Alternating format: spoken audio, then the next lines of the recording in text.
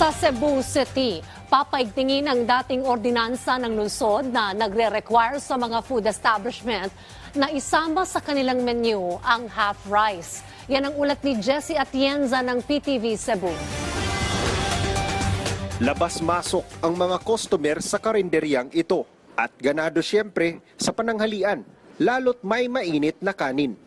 Pero ayon sa serbidor na si Ramil, maraming nasasayang pagkatapos magsikain.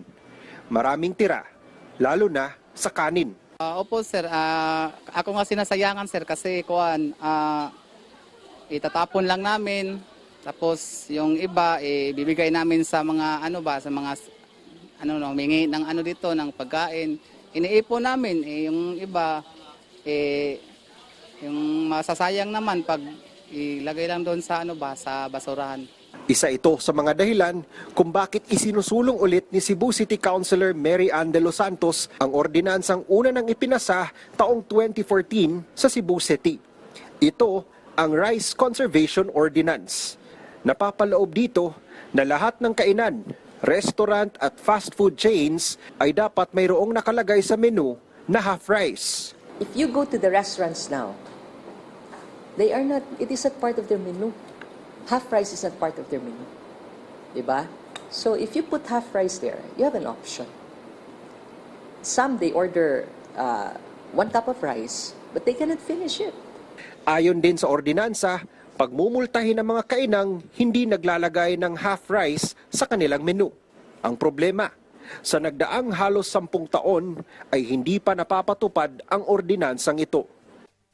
You know, had they implemented this 9-10 years ago, this could already be a normal course of all chain of restaurants, whether you're class A, class B, class C, D, E.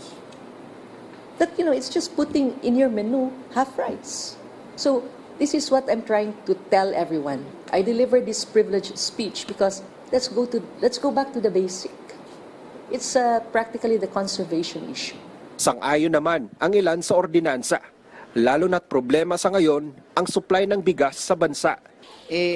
Okay naman, para sa akin sir, okay naman talaga yung half price ordinance na i-implement talaga yan dito sa Cebu City. Para makatipid din na what if kumain yung ibang customer na gusto mag-half price lang. So okay siya. Okay na ordinance para sa akin. Ayon sa mga taga Cebu, hindi man direktang solusyon ang ordinansang ito sa problema ng bigas sa bansa sa ngayon, kahit papano'y payambag ito kung makikiisa ang lahat upang makatipid. Mula sa PTV Cebu, Jessie Atienza, para sa Bayan.